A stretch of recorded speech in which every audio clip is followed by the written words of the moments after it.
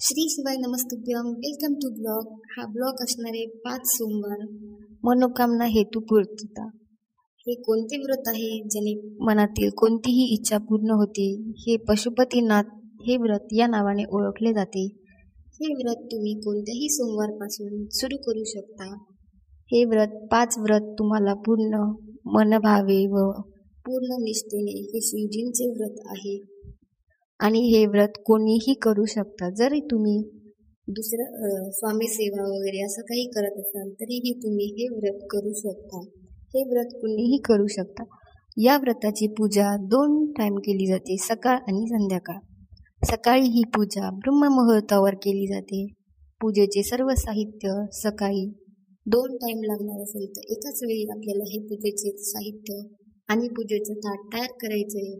त्यामध्ये बेलपत्र, फूल, धतुरा, पंचामृत, गंगाजल, चंदन, जे आपण शिवजींच्या पूजेमध्ये आपण जे पूजेसाठी साहित्य वापरतो ते सर्व ताटामध्ये घेऊन सकाळी ब्रह्ममुहूर्तावर आपल्याला शिवजींच्या मंदिरामध्ये जाऊन जलाभिषेक पंचामृताने शिवजींची छान पूजा वगैरे करायची आहे.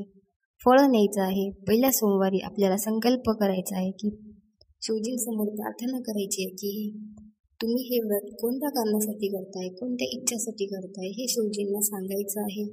घरी आल्यानंतर ते ताट तसंच झाकून ठेवायचं आहे. दिवसभर तुम्हाला व्रत उपवास करायचा आहे. या व्रतामध्ये तुम्ही साबुदाणा खिचडी किंवा तिखट मीठ न खाता फक्त फळाहार घेऊ शकता. आणि संध्याकाळी प्रदोष काळामध्ये ही संध्याकाळची शिवजींची पूजा केली जाते. या प्रदोष काळामध्ये 2 वस्तू शिवजींना एक गोड पदार्थ प्रसाद म्हणून आणि 6 कणकीचे दिवे हे नव्याने त्या ताटामध्ये ठेवले जातात. प्रसाद हा खीर, चुरम्याचा लाडू किंवा शिरा यापैकी काहीही एक पदार्थ बनवू शकता. पदार्थ जेवढा बनवलेला आहे प्रसाद म्हणून तो पूर्ण मंदिरामध्ये न्यायचा आहे. घरी शिल्लक ठेवायचा नाहीये. आणि जे 6 दिवे कणकीचे बनवलेले आहेत त्याचा आकार गोल घ्यायचा आहे आणि शुद्ध तुपाच्या दिव्यामध्ये हे दिवे तयार करून ताटामध्ये ठेवायचे आहे. संध्याकाळी हे ताट घेऊन शिवजींच्या मंदिरामध्ये जायचं आहे. संध्याकाळी गेल्यानंतर शिवजींचा जलाभिषेक करायचा नाहीये. संध्याकाळी फक्त पाण्याचा छिटा देऊन शिवजींची पूजा करायची आहे. आणि नंतर आपण दिलेला प्रसाद याचे 3 भाग शिवजींसमोर करायचे आहे आणि नेलेले 6 दिवे हे शिव मंदिरामध्ये खाली जमिनीवर ठेवायचे आहेत. तर 5 दिवे हे पशुपतीनाथ या नावाने प्रज्वलित करायचे आहे. आणि प्रसादाचे 3 भाग केलेले आहेत.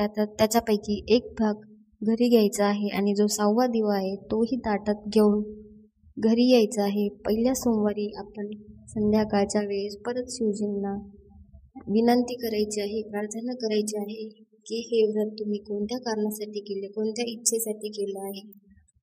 असं पूजा वगैरे करून तुम्हाला संध्याकाळी घरामध्ये प्रवेश करताना उजव्या हाताला तो 6वा दिवा प्रज्वलित करून मगच घरामध्ये प्रवेश करायचा आहे. आणि जो प्रसादाचा हिस्सा तुम्ही आणलेला होता, प्रसादाचा जो भाग तुम्ही आणलेला होता तो प्रसादाचा भाग फक्त ज्याने व्रत केलेला आहे त्यांनीच खायचा आहे. हा प्रसाद दुसरा कोणालाही द्यायचा नाहीये. सर्व पहिले प्रसाद खाऊनच मग बाकीचं दुसरं जेवण करायचं आहे. असं तुम्हाला 5 सोमवारी हे व्रत करायचं आहे.